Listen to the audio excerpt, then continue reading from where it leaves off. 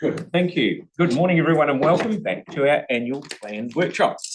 Before we start, a reminder that this workshop is being live streamed and recorded. The workshop is also open to the public. However, it is not a forum for a formal debate or decisions. It is also not a formal forum for the public to provide input into decisions or to bring other matters to the attention of council. If the member of the public does want to provide input, please talk to staff and they can help you have your say.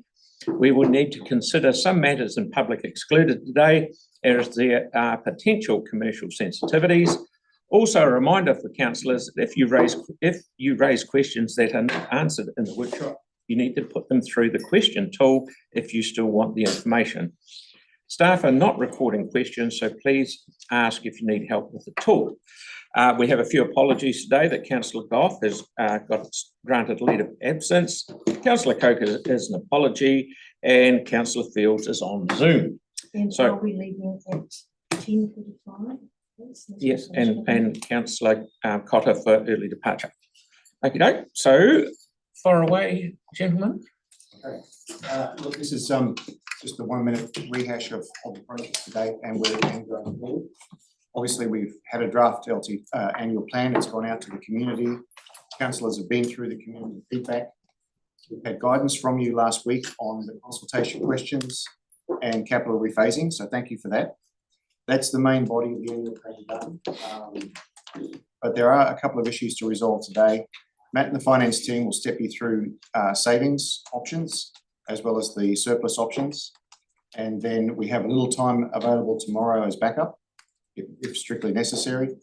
And then from there, we're into preparation of final annual plan for Audit and Risk Committee quite soon. So that's the window and that's the job at hand.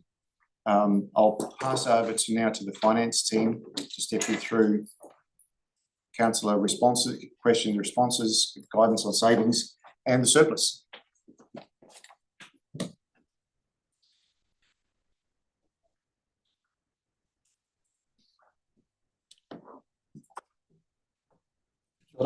Right. We will walk you through some options on savings. We've broken them into 5 sections, so we'll go through it section by section. The sections are the savings that we've considered that have already been included in drafts that are already baked in. We've got a section where you've already provided some direction where we've considered things. We've got a section which we've reviewed some options, but they're not viable.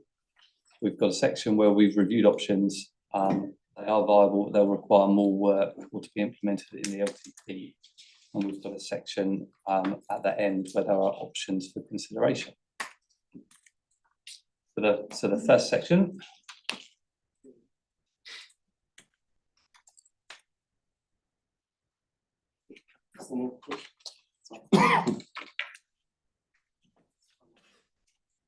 And next slide, please.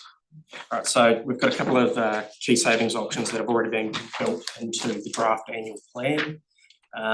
These are the most material ones that we've got up on these next few slides.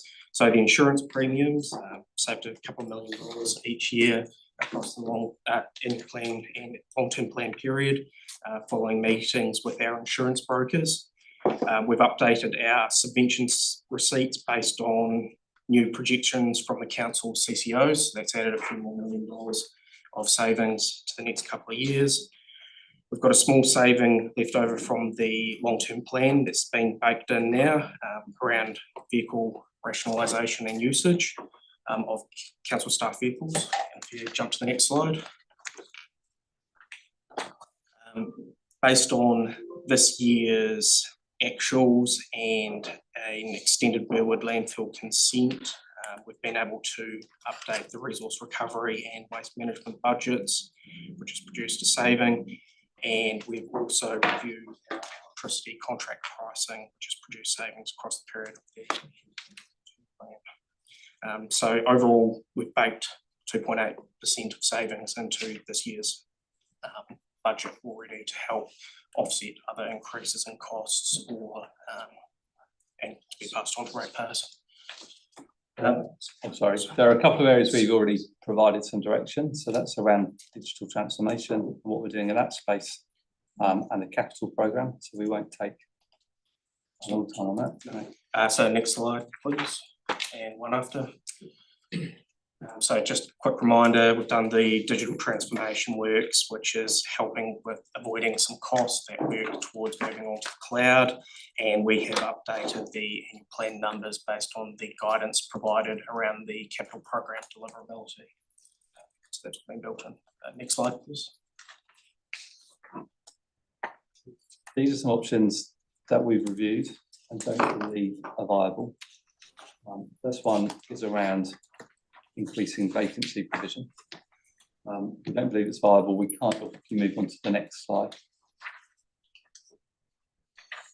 I don't believe it's viable. We don't believe that by doing it, we can guarantee enough of a buffer around the vacancies. We'll talk a little bit more in a moment around some vacancy management, but effectively the vacancy provision would have a short-term benefit, but would have a longer-term impact in future years.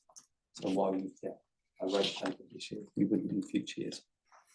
It's also worth stressing that even though the council's average vacancy rate is roughly 8.3%, the 3% budget that we bake in is built off a 10% vacancy occurring across council, with that additional 7% being used to help cover off backfilling of staff roles or recruitment costs and the likes.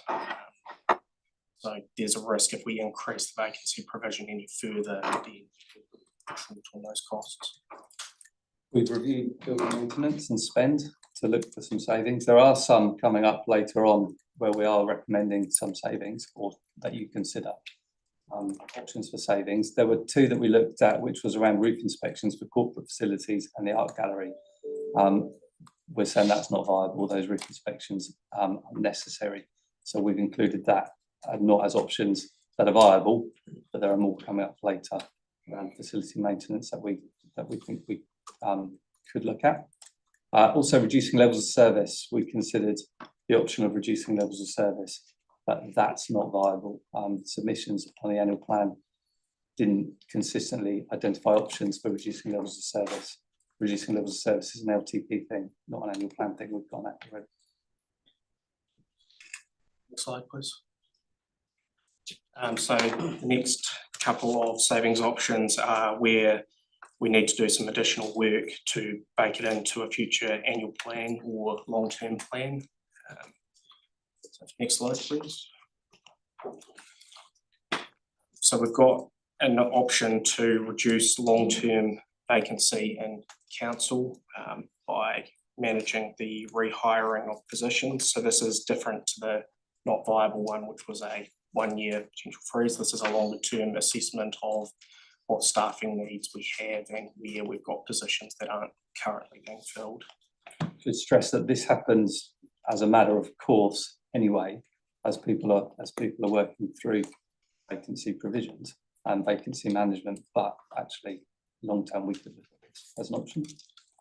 Next slide, please. Once again, another somewhat course of business one for us, evaluating contractors that are currently in staff roles and trying to rationalise so making sure we're getting value for money out of those contractors, or we're not using contractors where staffing this would be more appropriate. So there's an option for this one, but it will require more work. Next one was around contract supervision. So we've done a bit of work on this to look at how much external contractors cost versus the in-house contract supervision that we do. TSD rates, our internal, are lower than external, so 28% lower on average. It ranges from 21 to 33%.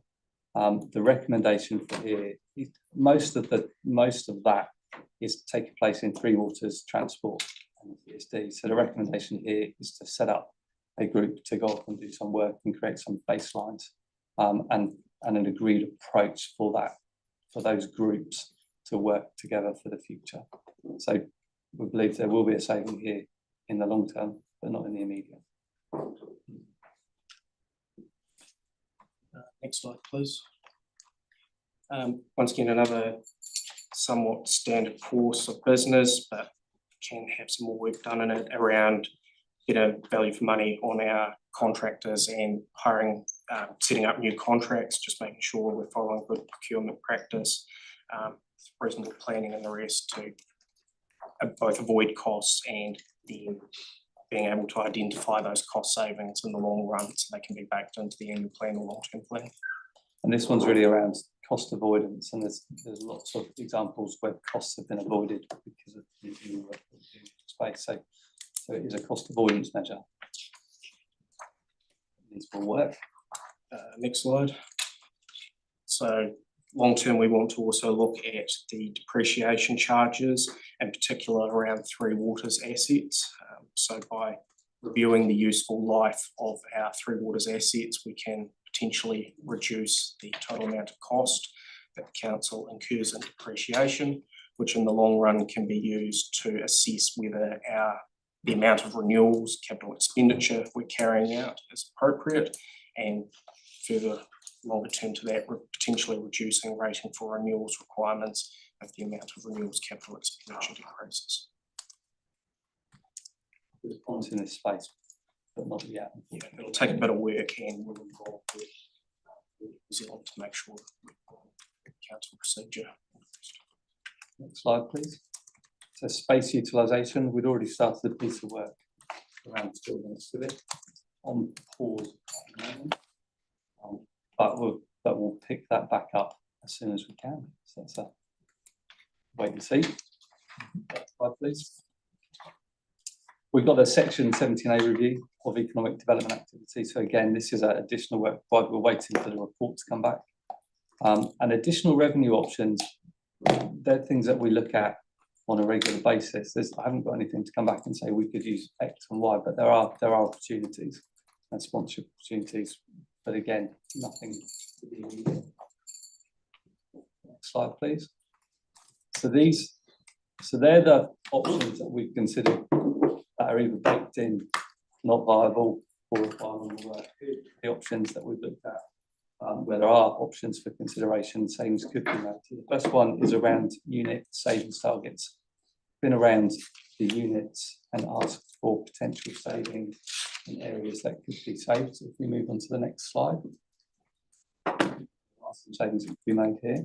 And consultants, so this is really just recognising when the works can be performed, or they've identified that they've got more budget than they require to carry out the works. It's not necessarily a delay of the works.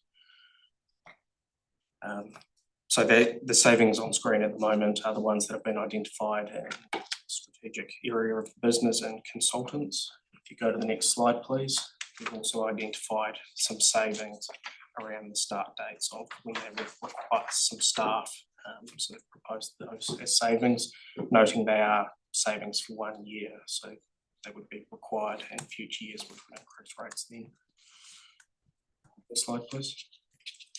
This one's around excess water charging, and the key thing here is it's recommended that we implement biannual water meter readings rather than quarterly, and that would have an impact on savings. We think that would save around $300,000 a year to do that. There is a risk with that, and the risk is you wouldn't get your bill quarterly, and therefore you may use excess water. So there is a real risk there for people. Bigger bill, angry customer. Yeah.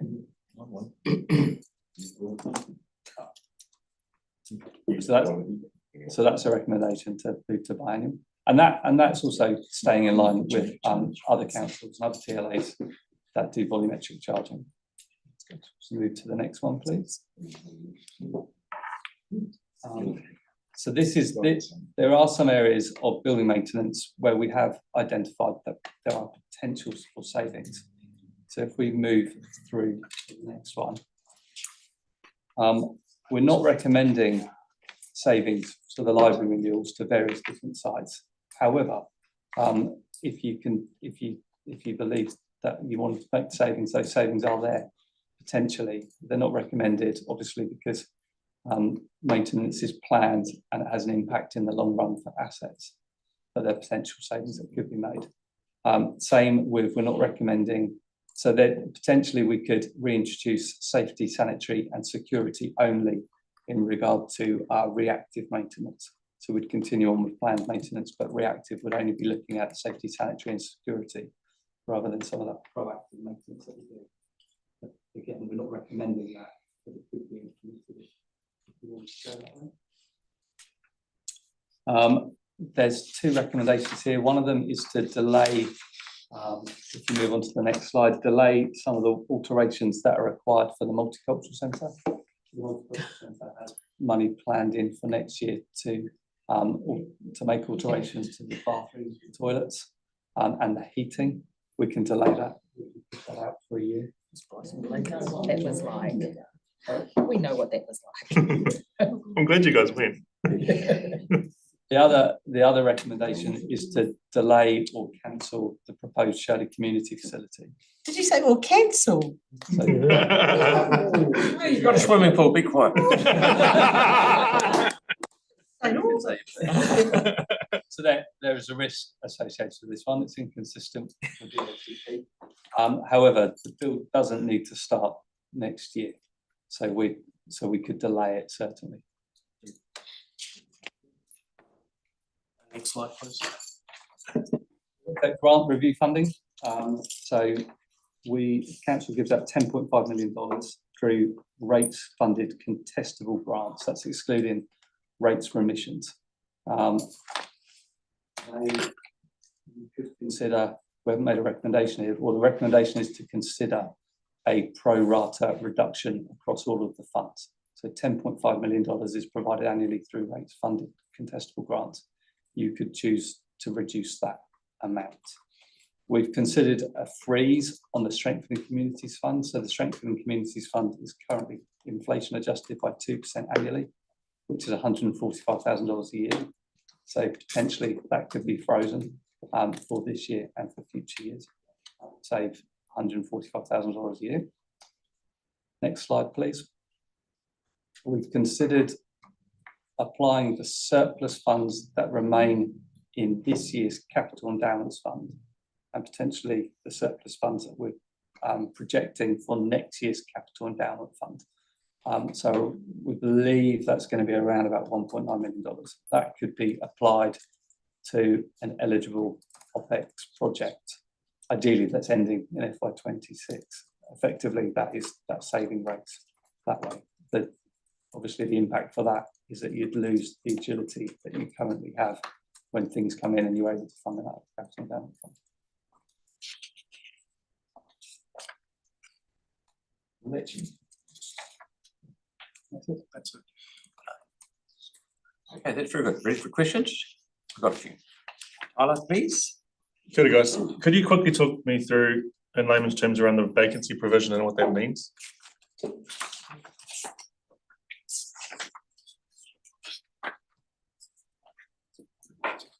So when we prepare our salaries and wages or staffing budgets, we include a provision called the vacancy provision, which is a reduction of budget, basically allowing for the time when staff won't be in a role. So if someone leaves partway through the year, it takes a couple of months to rehire them. Generally, staff are budgeted for a full year, so recognising that there's times they're not going to be available.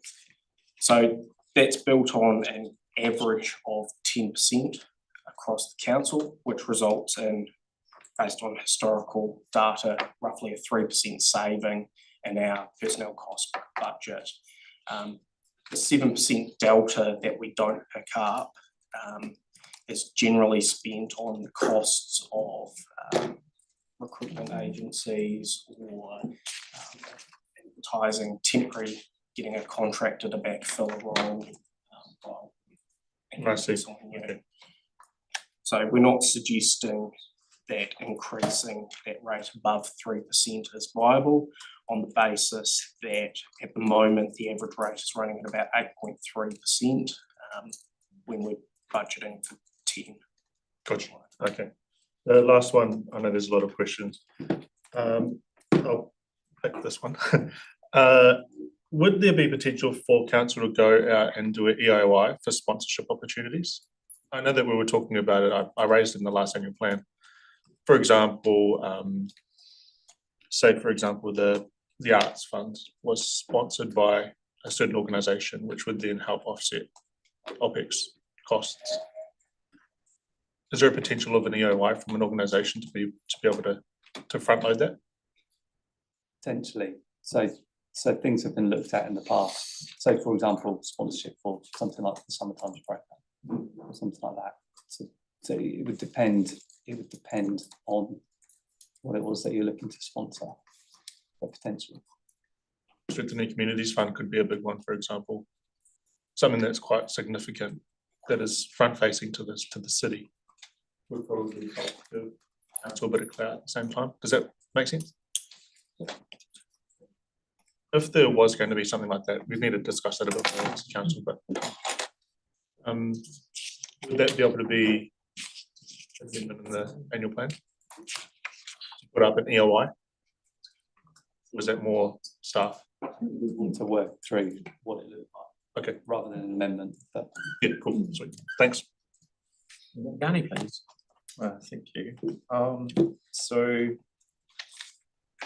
just in terms of the grants funding, I'm surprised that's put forward as an option. That to me seems like we would have to consult the community about. And why would we not have to consult on that? Why is that an option that we could just do?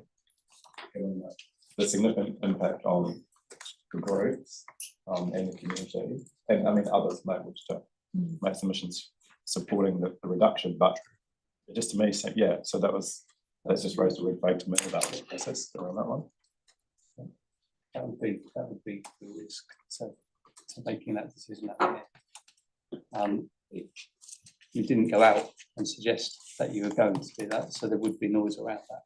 The question is that reach the significance principle? It depended where you made the reduction, I believe.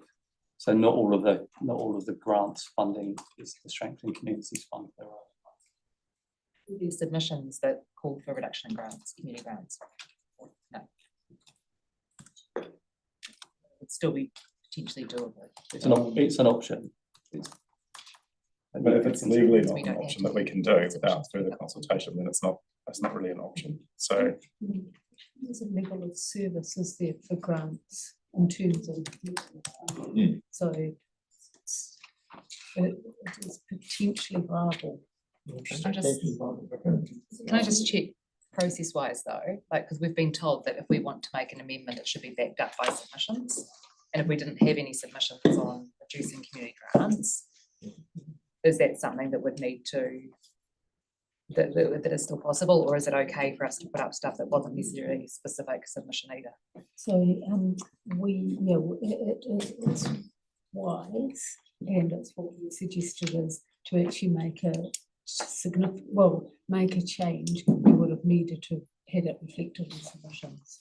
But this one hasn't been reflected in submissions. No. if we could just get some more. Yeah. I'm just trying to get. So Okay, Yanni, you still got more, bud? yeah, so the council employs 92 contractors across projects and general operations. Are we able to get a list of or are you able to tell us what roles they're in? Like what are they employed for? For some time I've been trying to understand what's happening in the transport space, and I found it quite difficult. Because I remember when we set up the cycling program, we did bring in external contractors and brought them in as sort of project teams. But I've never really been able to understand where it's got to with that contract in terms of those, the use of external people providing those services. So I think it would be quite useful for us to be able to see what those contractors are in terms of the roles that they're doing. And I mean, I guess I'm just wondering, is there anything we can do in the short term? Had information on some projects, for example, which I've sent through around the cost, where we could employ 5 traffic engineers for a year, and then for the cost of what we're spending on literally one block of a project, of a transport project. So I don't understand what we're doing to actually look at reducing the way that we're doing things Because when you look at it like that, it seems just completely over the top, like to spend that sort of money on the professional fees for some of these projects that we're seeing. Like, I can't rationalize it in my head, how it wouldn't be better to just directly employ people right now, this year, to deliver those projects. Just bearing in mind, councillors, that it's not a short-term thing. Some of these contractors are sitting in positions that we physically haven't been able to fill for a number of years because of the special nature of them. One, for example, is some of the senior stormwater staff. We just haven't been able to get principals and seniors. In terms of, it's always a balance. It's pressure to get out and deliver on projects. And the quickest way may be to engage a consultancy firm to do the design for you, or wait for 4 or 5 years to fill those positions. So it's a bit of a balance for us. None of us like paying over the top for those sorts of designs and what have you, but we have pressure for delivering on programs right across the city, and this is a mechanism to do so.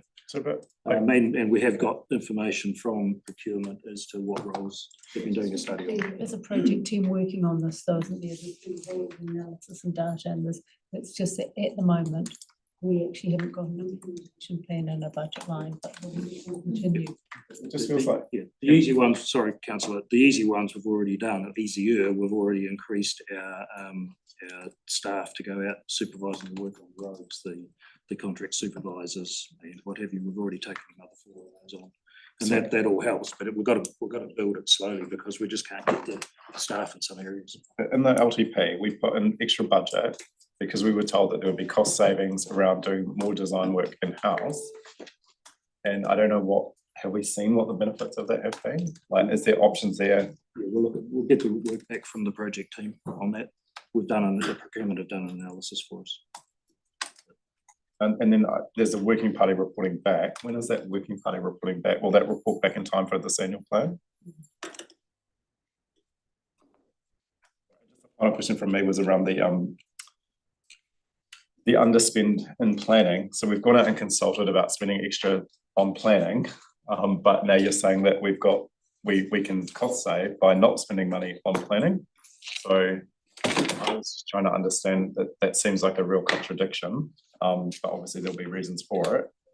But yeah, so city planning, you're looking at a unit savings of 0.6 for a year, but we just consulted on putting 1.5 million extra, I think, on planning to do the planning that we keep asking for that doesn't get done in a timely way. So yeah, I'm concerned about why that would be the case, and also very concerned about the reduction in the regulatory compliance role as well. So. And did you have you're waving on, mate?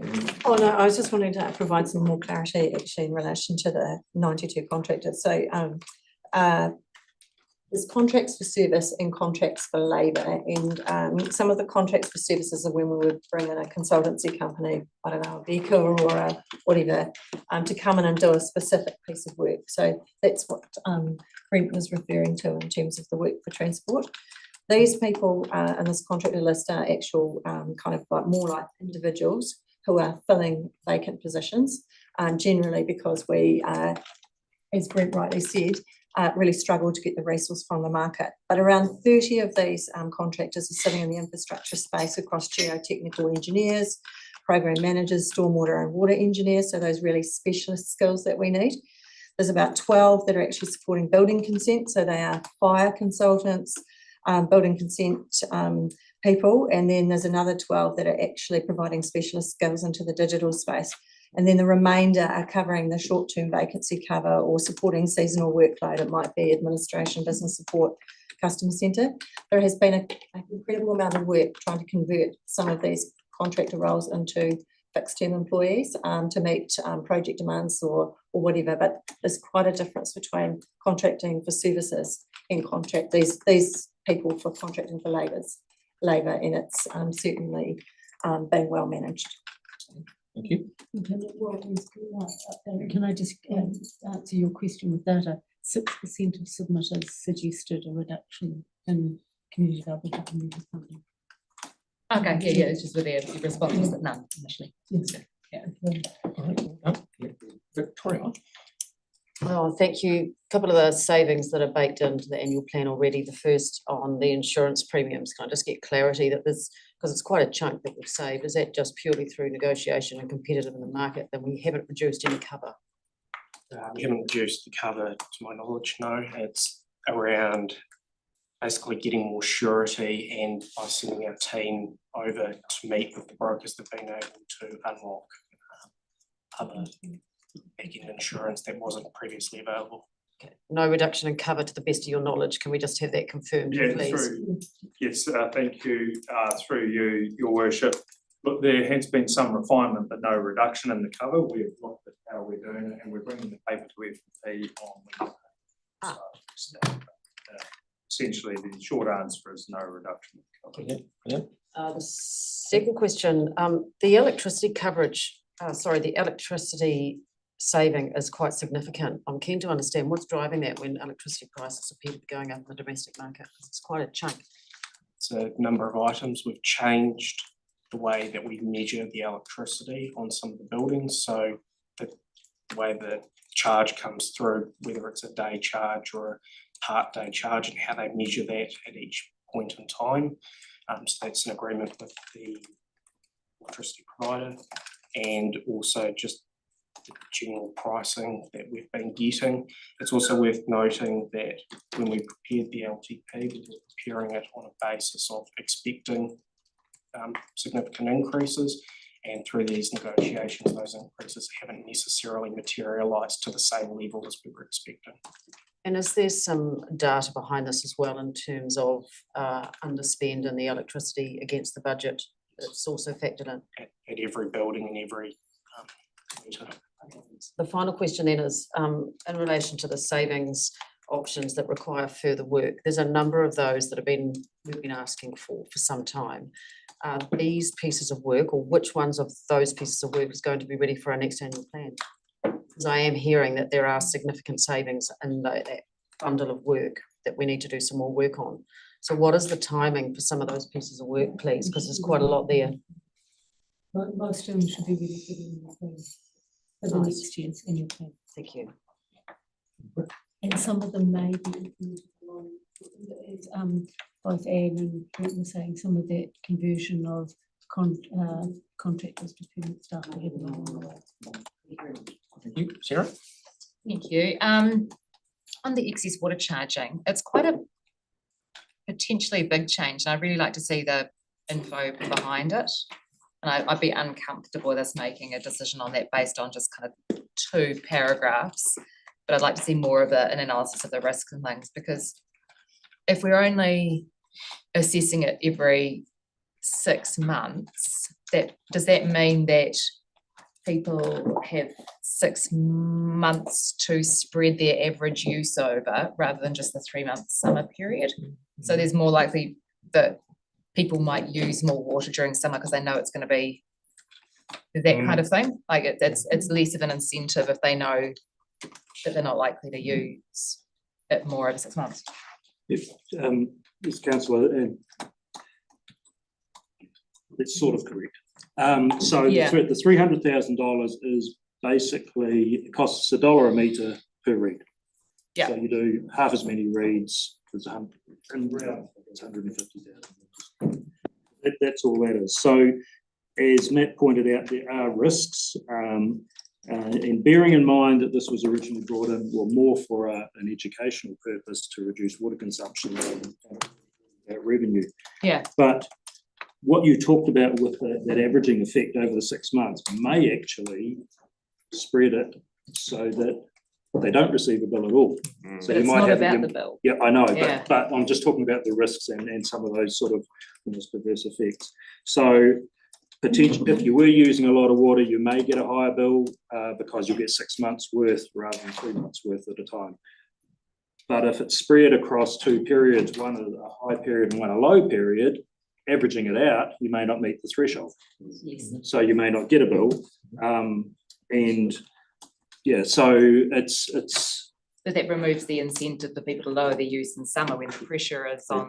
that is correct. And But that's that's not what it why, says here. yeah, but that's a bit of the other risks behind it. But this is, remember, we were asked to bring all sorts of options to you Yes. for savings.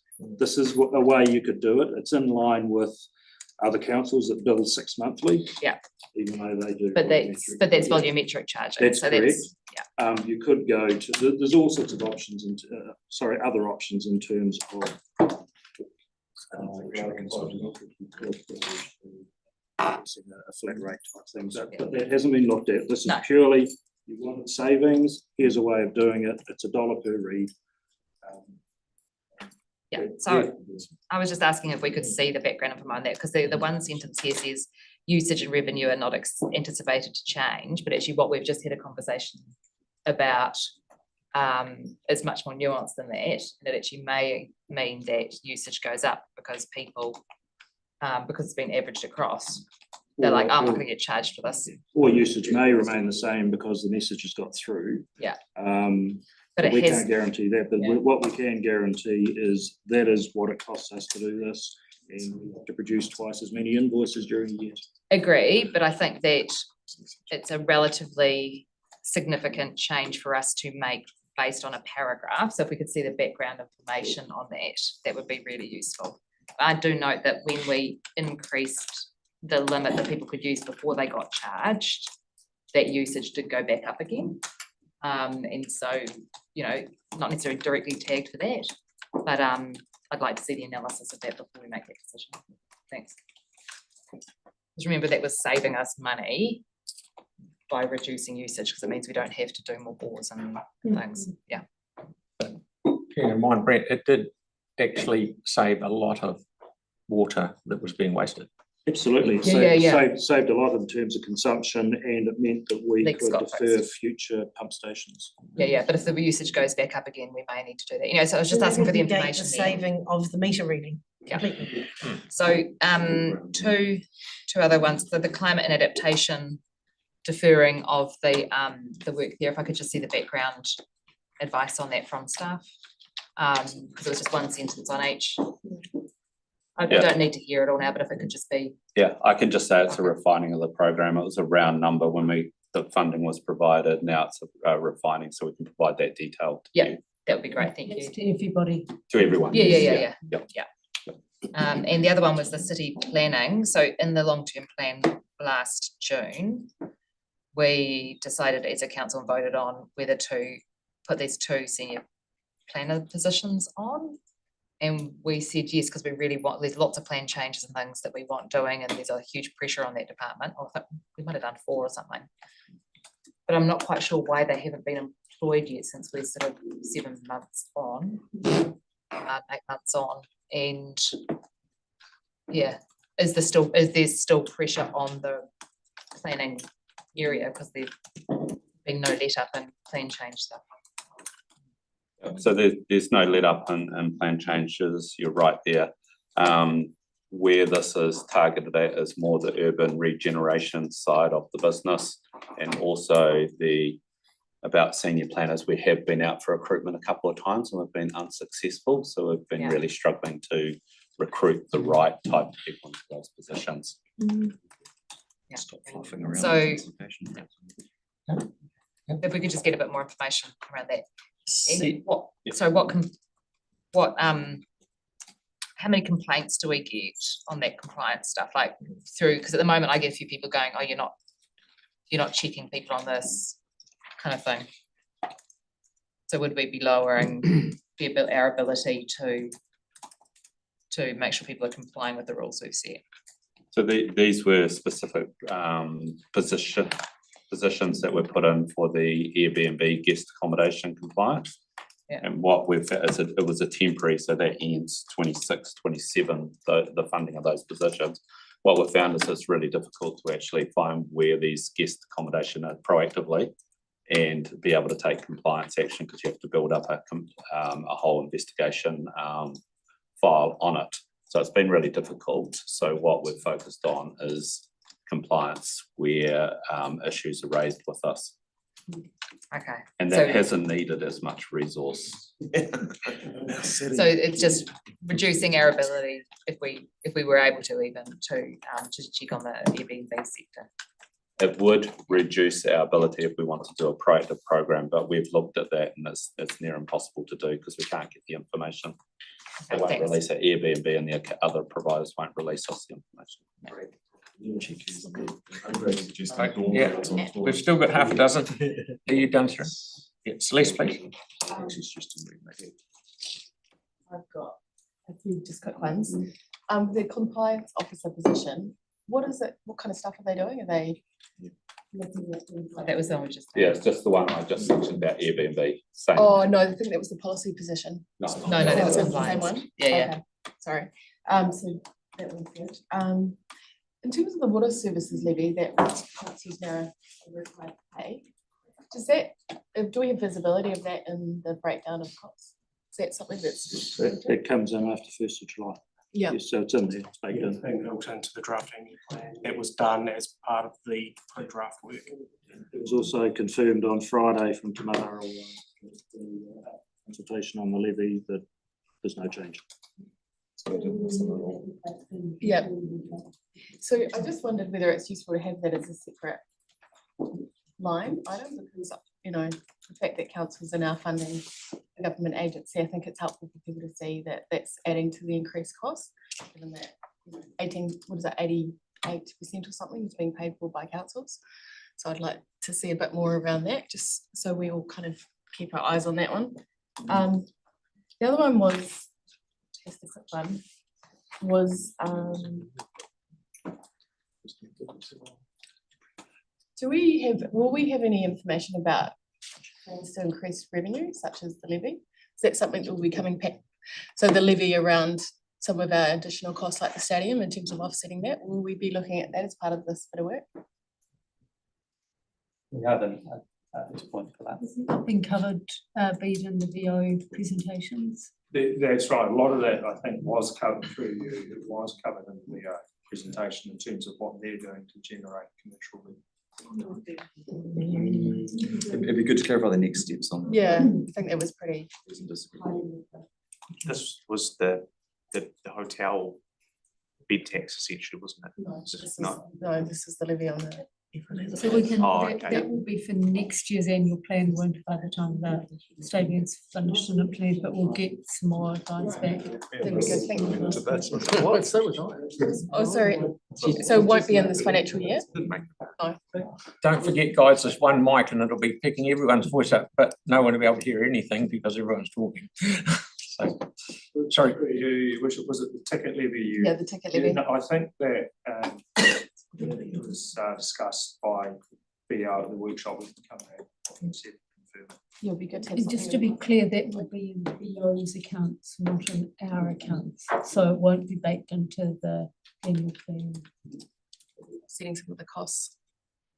Presumably. It's a VO revenue line, essentially, which offsets the operating expense. I think we've asked for more information on stadium stuff, so it'll be good to get that one. That's good for now, thanks. Yep. Jake, please. I'm not sure there's much more information than I've already provided. Sarah's also asked on the costs around the stadium. Just send a email out from OCE just to clarify. To follow-up workshops to that to know. Yeah, more. exactly. They will land on that. Mentioned in previous briefings that we're bringing it forward. Yeah, I'm just confirming that. Okay, almost forgotten what my questions were now, but subvention receipts. Can I do the same thing this year that we've done in other years? And can you refresh my memory about how we treat those funds? Some goes to debt reduction, some goes to rate reduction. Is that right? For this year, we're proposing it goes to rates reduction. We're doing something different this year. I believe last year it also went to rates reduction. 100% of it? So I would have to confirm that. Wasn't that decision made for the draft and wasn't it? So through you, yes, so what's budgeted goes towards rates, what's unbudgeted goes into the surplus, and you decide what you will do with the surplus then. Oh, okay. So there's sort of two parts, the budgeted and the unbudgeted. I thought the budgeted went on debt reduction and then the surplus was, we could treat differently. I didn't realise it all went to rate reduction. I think we voted on it. Yes. Full draft. It It was an 8-9 vote. Right, Yeah. okay. Oh, yeah, well, there you go. Weirdly, it was in our favour this time. Yeah, yeah, okay, sweet. Strangely enough, nobody submitted. We haven't got the on numbers. this. We didn't have the numbers. Yeah, We don't have the numbers, we just want more. No, table. because, Yeah. 2 or 3 would be nice. no, okay, that's it. I mean, You done? Yep. Pauline's got to go, so I'll fire her up the list. Oh, thank you. So the capital endowment fund, would that not require a change to the whole policy to do that? Because it's got criteria around it. We're suggesting that we do it for an eligible, so we wouldn't need to change the policy. So we'd need to identify the project. So we would identify a project that we've currently got on budget being paid for by rates, that's within the policy grounds for the capital endowment fund, and move its funding source to the capital endowment. Right, so guidance on that from me is a no. The grant funding reduction, currently we've built 2% increase a year, that's to stop it going backwards. Even that doesn't stop it going backwards, it just, lessens it slightly. And I think if you look at the cost benefit, what we get from funding our communities, that's passed on and delivered through volunteers is enormous. So that guidance for me is a no there. Multicultural Centre, do we own that or they own it? We own it. So they wouldn't have an ability to fundraise for that? No. Well, I don't support delaying the heating there. And also the Shirley Community Centre, it's fair to say there's been quite a few meetings around that already. There's been 2 designs presented for discussion so far. There's another meeting this week. There's a couple more designs or tweaks. So the risk there is the reputational damage for council, because this is a centre that is a replacement centre that was lost in the earthquake. So both Shirley and St Albans have been last cabs off the rank. So do you think the reputational risk would be too high to delay or cancel? Are you saying you want to delay it? No. No. These type of things, and you are doing, which is great, you debate with your colleagues, not with the staff, because the staff would just. No, we can ask the staff fine. questions, Yeah. which I'm asking, but I Which mean, is it. it is something to consider, isn't it, the reputational risk? Yeah, something to consider. But in terms of the work that's been done today, we continue the work to bring the design up to the point, but we just wouldn't start with the build. Okay, so guidance on that is a no from me to delay that, because I know the passion in the community for that, and they've waited so long. Thank you. Wait, Aaron? So one observation and then 2 questions. I'll start with the comment first. On behalf of the people of Herwood, except for a couple of Wokesters, we will lock in all of those savings.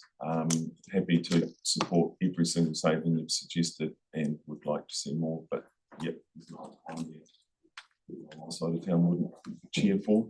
Then my 2 questions would be, one is the maintenance one, if we can go to that slide.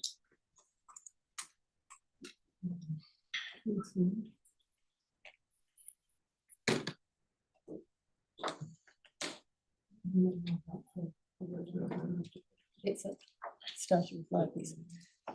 Yeah, so, oh, no, not that one. Wonderful. Yeah, so on the maintenance one, does that suggest that the entire maintenance we're spending on a year is $750,000? No, they are Well, that things would be- for the library ones. Oh, right, okay. Yeah, because when I made the suggestion, it's all non-essential maintenance, like hole in the roof, let's fix it.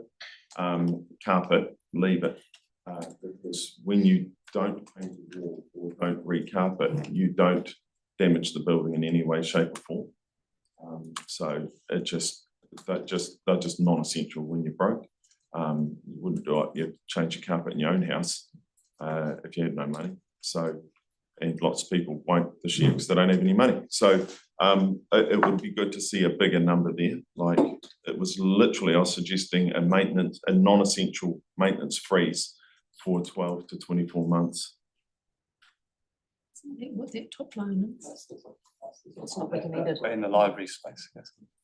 That, it must be a bigger number than that, because that's all non-essential for just libraries only. And then we also got to see, you got the Sumner facade there, which would be getting another paint or whatever. For some reason, we allowed a architect to chuck on a facade that just requires a huge amount of maintenance. And we have to stop that, stop putting up the wrong materials in certain locations that just cost us a fortune going forward. But that aside, my other one is, and I just looked up again because the latest local government minister has suggested a rates cap again. What would our rating increases look like if the government do direct a rates cap within, say, 1 or 2% of inflation? Like, if that, are we considering that as an organisation, or is that why we're putting up rates so much now, so we have a lot more sweat room for a few years until there's a change of government?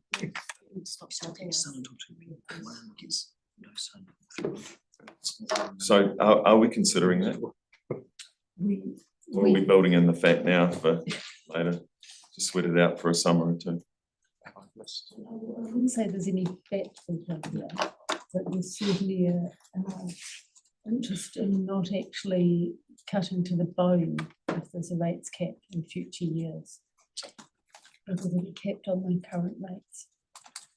It'll be kept on current rates. Yeah, that's why you get them up as much as you can prior to that, so you've got swim around until there's a change of government. Debate. Carry on. Thank you. It was a question. Are we considering it? The last two local government ministers have flagged it's going to happen. I don't think it would pass audit if we actually just built up a bit of fat in our budget at the last minute. Thank you, Aaron. No. Tyler.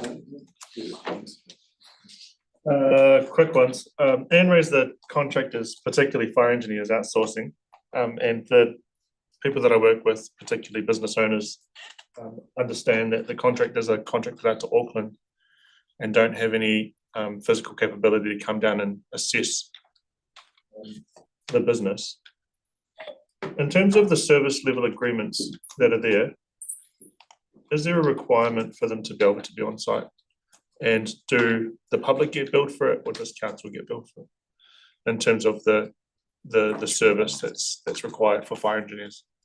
So fire engineers are in short supply, so we have a contract with a number of consultancies. Some of them, like WSP, they're national consultancies, so sometimes we do get people providing advice into our consenting processes from Auckland. In terms of who pays for it, it's sort of what we have to do, because we need to have fire engineers, we need to be able to access them, and they're just in short supply. Gotcha. Secondly, it's a user pay system, so those costs of those consultants are on charge to the applicant. Gotcha. That's great. The next one is, are you looking for a steer, Matt? Oh, Multiculture said that you guys can get rid of. I'm not keen on that. The Shinthini Communities Fund will probably be debated at the table. I'm keen on keeping that in the line. The Multiculture Centre. Good on you for making the same. Definitely not. Andre Moore. I'm a wokester here. Everything else, I'm pretty keen to debate on the day, but the Multiculture did got a 0% rates impact, so there's no point in delaying it any further. That's it. That's good. Supplementary to the excess water charging that was raised by Sarah, and I wonder whether there is a hybrid option that we can consider, such that you implement a biannual charging on an opt-out basis, so that when you get your next bill, you could say this is what we're doing, this is what we're moving to. But for those who have some budgetary constraints, they can opt in, opt out to ask for to continue with quarterly charging, because there may well be a good number of people that don't mind with it being biannual. So there could still be savings, but perhaps not to the same extent. I'll be interested in your thoughts on that. So we can have a look at it, but I'll just be worried that it would any savings you might make might create a bit more admin on the other side of it too. Who's doing what, but we'll see Yeah. You done? You good? Good. Yeah, that's it. Andre. Thank you. Well, actually on the slide here, like type of community room interiors, what sort of things might we be talking about? So maybe the painting, it may be the skirting, it may be where it's been scuffed. The tapa is a facility that gets used a lot. And so things get knocked around a bit. So it'd be looking after the interior, so no major changes. Yeah, so that is essentially kind of thing Aaron's talking about painting looks rather than the technology. Yeah, the technology needing replaced because it often doesn't work with purely around this. Yeah, cool. Thank you. Yanni? Yeah, just two things. In terms of raising revenue, so I'm still really unclear what our process is. Like I would have thought the multicultural centre, I would have thought things like Takapaniki are classic examples of where we're aligned with a huge number of philanthropic funders' objectives. We have a process to be raising a lot more funding towards them rather than us paying for everything ourselves. So I'm just sort of struggling to understand like what our strategy is around getting that philanthropic funding. And I know RATA contribute a couple of $100,000 here and there to certain things, but when you're looking at projects that have got millions and millions of dollars of capital that we're putting in, are significant for New Zealand and for Canterbury, it does seem unfair that we end up picking up the entire tab. So I can talk to the Multicultural Centre. That's a building that council owned, and a building that required a fair bit of capital investment when we took ownership of it. And we've done that. There are other things within that building that we've identified that we will do. The things like the technology in the building, you were there recently, technology, they put in a dance floor and things. That's the trust have done that, and they've secured philanthropic funding, significant amounts of philanthropic funding from outside to come in and do that. So we haven't funded that, but things like the toilets currently don't meet accessible. They are accessible. They're not at the current level of accessibility standards. So we would want to change those over eventually. So that's kind of the bones of the building. That's where we would come in as the building owner. But the other bits and pieces, definitely they've been to philanthropic funding sources. They've been funded for that. So things like they've got a coffee machine, they've got technology, that's all coming philanthropic. That's good to hear. So how are we going into the meeting with those philanthropic funders around those other things in the city? Do we have a process by which we talk to lotteries, that we talk to RATA and say, here's the things that we would like you to consider making a contribution towards, because they're greater than just us as a city, and they actually meet your objectives as well as ours? Put into funding and alternative funding, and it's these be successful in our recreation sport and events team. Significant amount of funding and sponsorship that goes in there. It's there's a big effort. There's been other attempts across the organisation. I think we've reported into council and FMP when we've been successful in the number of these. So there is it's not as easy as you'd like to imagine that it is. There's a sort of significant amount of work to get the funding, and a significant amount of applications that have put in that make it unsuccessful.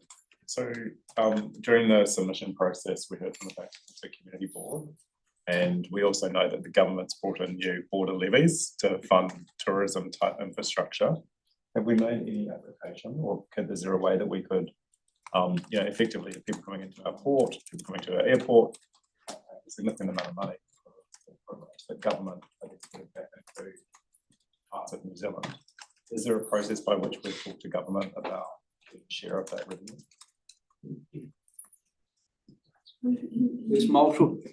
There are multiple applications from multiple purposes every year across multiple. not sure that we can give much more of an answer to that.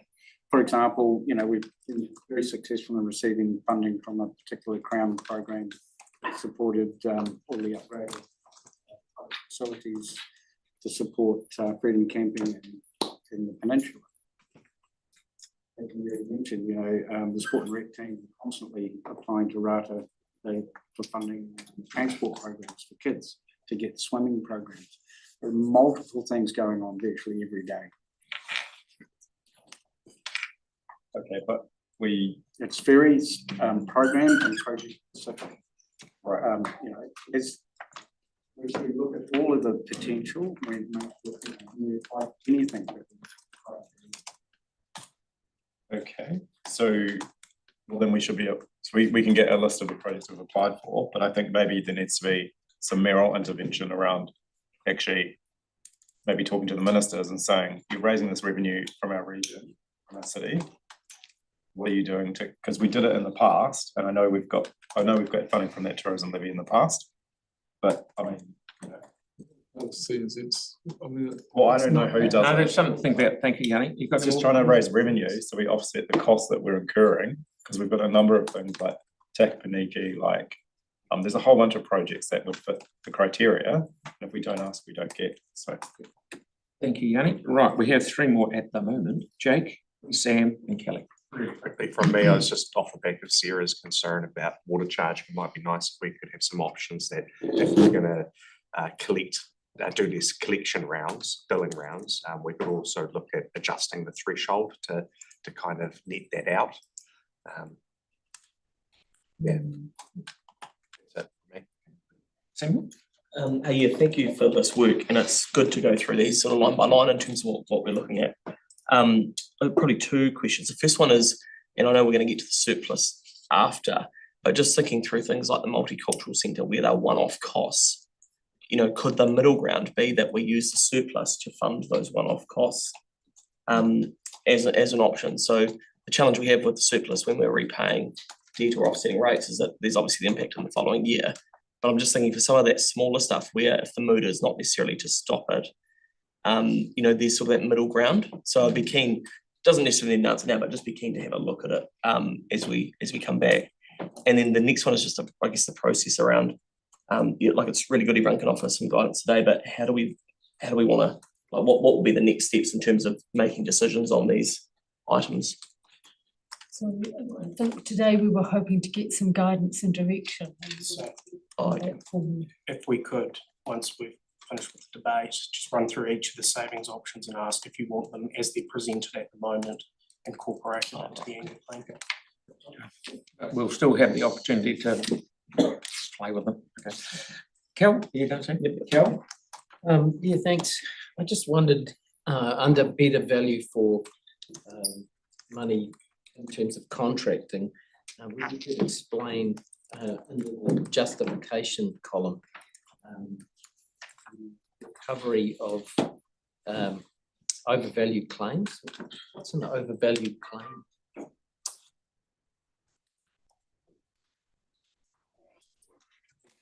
So, I mean, it's any contract that we run, variations through our team, the contract administrators, the engineers reps, they query all of that stuff. Some are justified, some aren't justified. So times when we do need to peel some stuff back. There's also a little bit of work going on in the space where we analyse what comes in each day and just double check to make sure that the claims are justified, and if they do, just don't pay because of matter of course. Yeah. So it's my explanation of what Are you saying it's a fairly rigorous sort of process? it is, and it's part of our business as usual. It's what we do. And just a follow-up question. We've also talked about upskilling project managers on contract management and work on a greater oversight of contract management. Is that not something that we're doing already fairly rigorously? Yeah, I think the key thing in this space, the better value for money contracting space, there's a lot going on. and it's successful. And this is kind of, let's keep going with more. Because, yeah, obviously there's a perception out there that that we get a bit ripped off by contractors in terms of some of the that's amongst the general public sort of thing. So yeah. Okay, thanks. I think the one thing I'd say, it's always dangerous to say, talk onto council says thanks, but the one thing I'd say in this space is there's a lot of good news around cost avoidance. So there's a really good story that could be told here that we haven't necessarily told as well as we could. Yeah, we should tell it. Thanks. Okay, Mark, then Tyrone. Thank you. Just a thought around the multi-purpose. Is there any way of using the capital endowment fund surplus to you do that? We were just talking about that. Yes, no, seems like a logical one. Tyrone, are you there, mate? Hello, yes, I am, sorry. I had a question about the capital endowment fund. I didn't quite hear Mark's one though, so I'll just ask it again. So sorry if it's already been asked and answered. So realistically, the 1.4 million that's left over in the fund this year, like, I mean, that's just never going to get spent, right? Like, are there open applications for it? I don't believe that there are applications for it at the minute, but an application can come in at any point. I think that the thing to consider here is at the moment, having funds in the capital endowment fund means that you can be agile and move when applications do come in, whether it's something we knew about or not. This would remove that. But if we spend the 1.4, if we don't spend the 1.4 million this year, I mean, is it general practice would carry it forward into the next financial year to be applied to grants next year? Why is there more money left over this year than next year? Due to the grants that have currently been identified as potential commitments. Right, and in theory, we could just say, okay, well, we'll use 1 million of it and not the 1.4 or whatever, right? For what's left over this year. Is that correct? Yes, that's correct. Yeah. Okay. Cool. And also, there's nothing to stop us trim. Like, what would be the impact if we trimmed the strengthening communities down to like 7 million from 7.3 million? Give less than. You'd be able to fund 7 million is still quite a lot of money, right? Which Banks Peninsula ones are going to miss out? That's not the question. Look, there's no need, I mean, it's a serious question. $7 million is a lot of money. That's the answer. Someone misses out at community That's not grassroots. necessarily. It means that we can grant less money is the key thing, right? Yeah, So no, obvious. we have to decide which I'm asking from a rates perspective rather than a okay. who misses out perspective. And I ask staff, not councillors. Thank you. Okay, we've got. So what's the answer? Well, what's the answer? Roughly a 0.04% decrease in rates. Right, thank you. And just one final thing. Andrew said something about supporting freedom camping on Banks Peninsula, but I didn't quite get the context. Could he repeat that?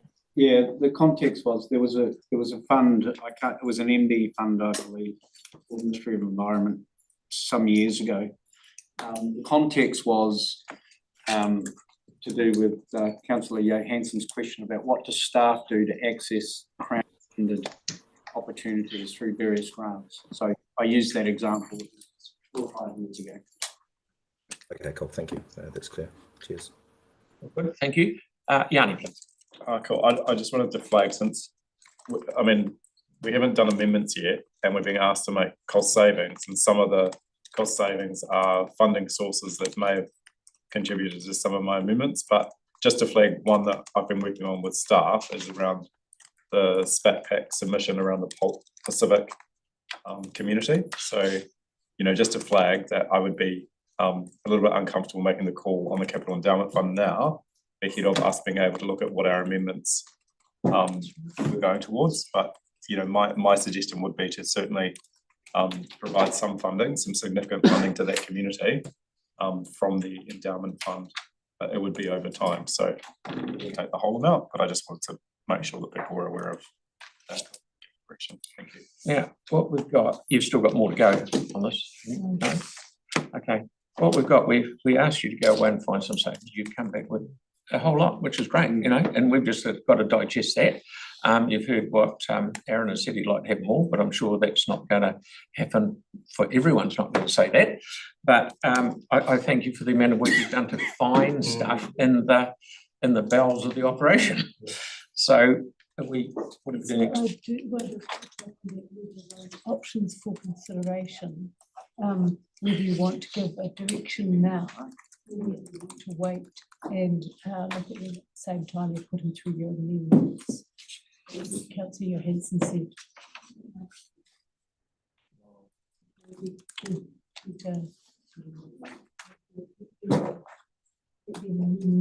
Time.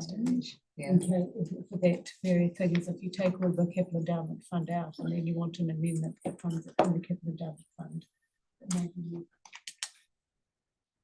It'd be easier for staff if we bake in some things now that won't be. I mean, funding, community funding and maintenance is most likely going to be debated.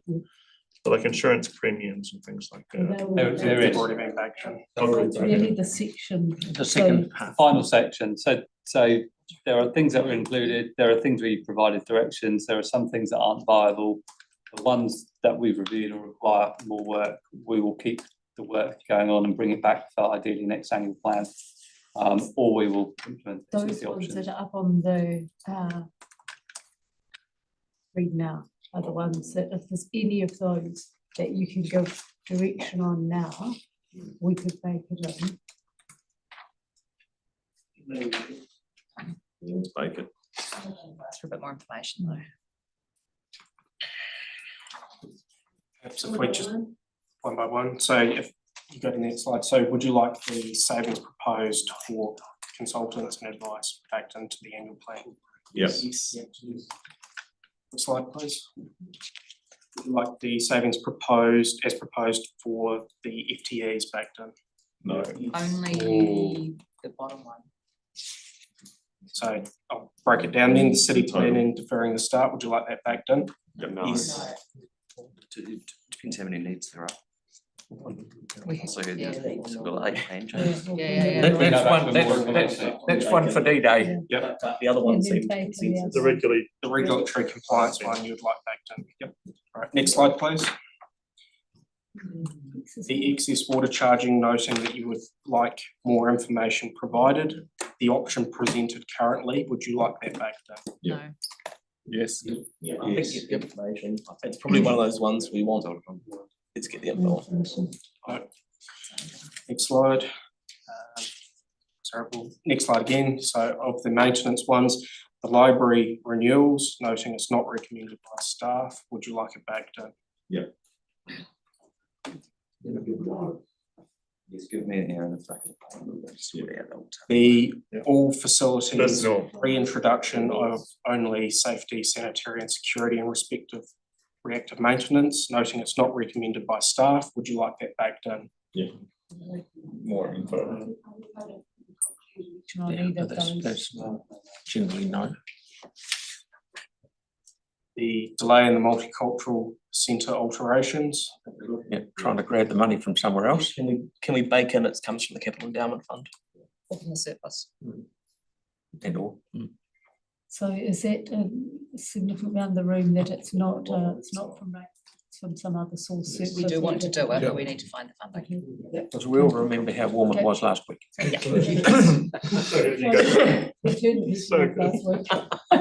So cold, it's cool, all right? Yeah, the nipples. The delay or cancellation of the proposed Shirley community facility. Would you like that? So she's talking voice here. Pauline was in favour. She said that they're close on finalising their design. Yes, I don't think we'd be delaying it. I don't think we should do that. It's a decision. It's a no, not even coming back. Mhm. Yeah. Oh, am I allowed to pick holes in the design through the infrastructure committee? Yeah. No, you're allowed to pick a hole in how it was come to. It's the designs or in the inflation of the cap, SCF, would you like that? Yes. No. I quite like Tyrone's idea of going back to 7 million. Yep. I second Tyrone's. Definitely debatable, that one. Yep. Next slide. And grant funding review and the use of the capital.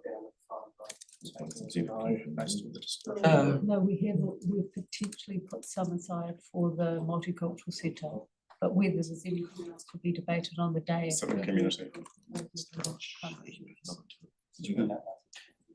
We wouldn't want to see that disappear as an option. Because if for some reason the feeling is it goes for surplus, for multicultural, then I'd still like to look at that as an option. So it's going to be debated. Okay, so it's debated on the day.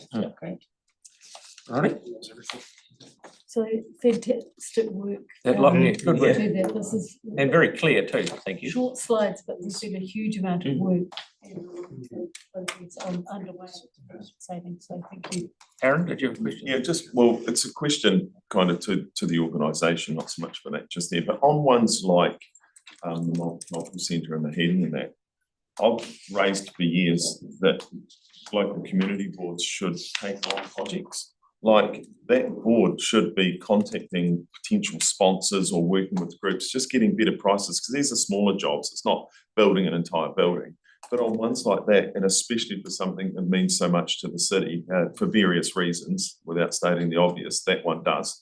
And I think that there's leverage there to be had, and community boards should be taking on those projects or empowered to do it.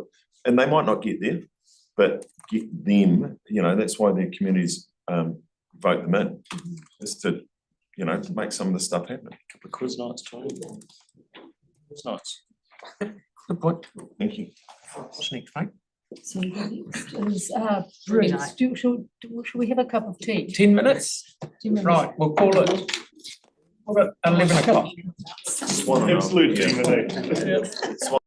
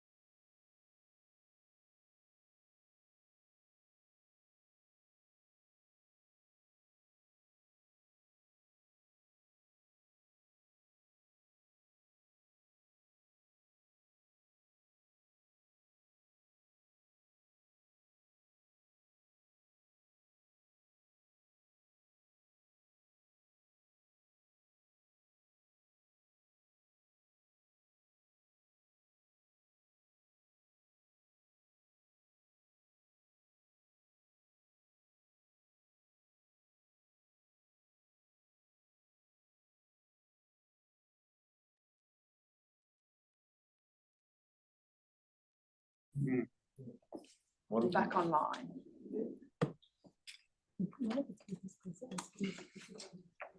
Because we'll be going to PX. Going into, we're not in here. Slide through the windows. They might be lip reading. Right. Tina's in the room, so. Round two. Far away, gentlemen. Right, thank you, your worship. Look, you want to move to the next slide because this is further considerations, and there's a bit of history here before I hand over to Bruce. You've seen these here before, but this was how we arrived at 8.48, which was the initial position back in last calendar year when we were doing it. So that's what made up the 8.48%.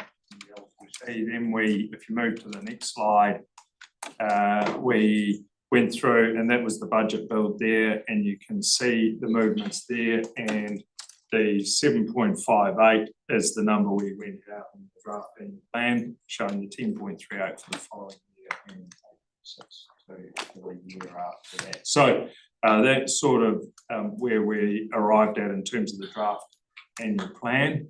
And then if we move to the next one, and I might allow you to take over from here, Bruce, we got to the draft annual plan, post-draft changes, and this is where we arrived at a week ago, which was the 7.43. 7.43 was last Monday. We brought that number to you with some changes post-draft, and on Thursday you gave us some direction listed there, which took us to 7.77. Shuttle.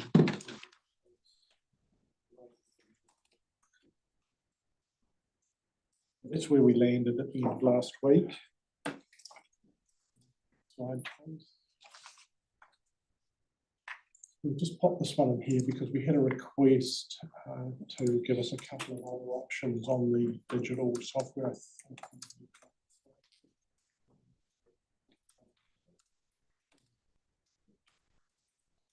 A couple of extra options here that was to achieve the full rating for the digital SaaS by 2029. One option is spreading the increase smoothly across those years.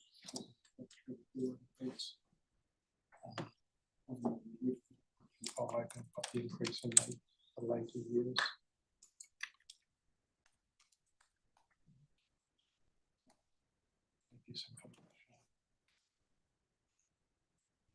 Yeah. Please. Latest rating growth. We've had another look at the rating growth, and we're told that we could be facing 1.6% increase as opposed to the 1.4%.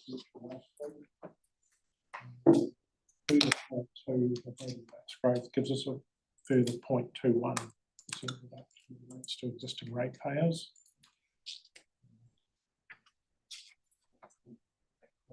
So we don't see any reason why not.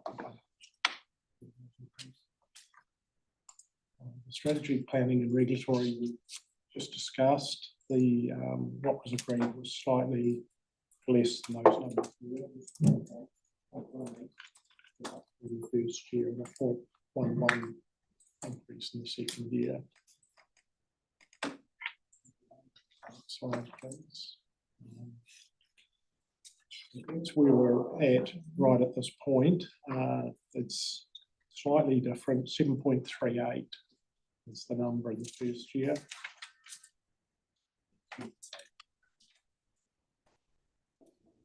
Bridging payments is 0.18 reduction, and the rating growth is 0.21 reduction. So right at this point in time, 7.38, which is 0.2 down on the draft.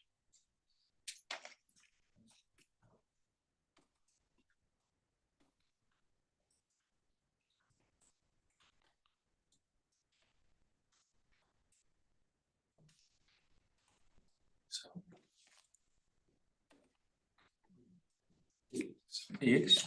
Oh, Yanni, do you have a question for you? Thanks. Thanks for the work that you've done on that. I was just interested, like, I don't know if you can just go back to that final slide that you showed us. Yeah, but are we able to see over the course of the LTP what the change is?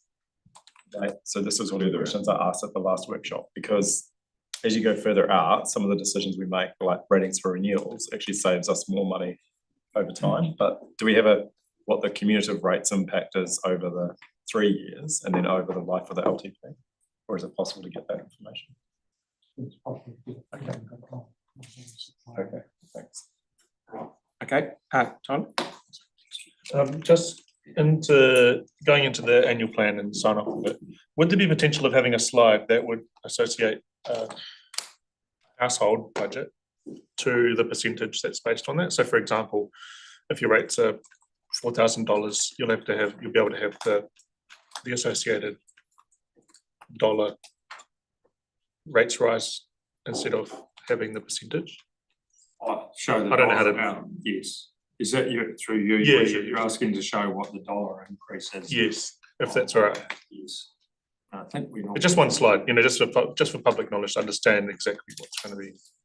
It was available for the draft in the council website and lock your property up. Because it's exponential. Yeah. So it's the lower your property value, the smaller the increase, the bigger your value, the bigger the increase. And it really goes nutty at the top end. The east side got hit pretty bad in that last one. Dollar amount, they didn't. Okay. We normally. Sorry, Pete's got a, guys, Pete's got a question. Through Answer. we would normally show our sample rates in the plan itself, and they're in the draft, so we can provide those if you like. Correct. I Okay. thought it would differ too much to this at the moment, It's given that that was sort of book 4 and this is sort of book 2-4. Yeah, it's just for when we sign it off, just to understand. Now, before we'll do one more question to Yanni and then we'll go and see it. Just the information that we've got over what the community boards have asked for and what has been recommended versus rejected. I just think in terms of reporting back to the community boards, given how much work they do on their submissions and on the things that are important, it would be good to know. And I appreciate we won't get it for today, but it would be good at some point to actually understand what's being done in that space.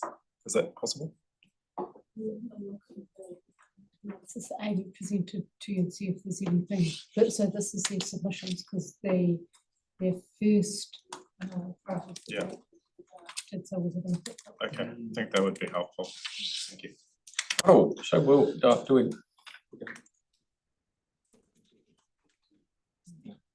So we're going to Pete's. Just give us. See you, Tina.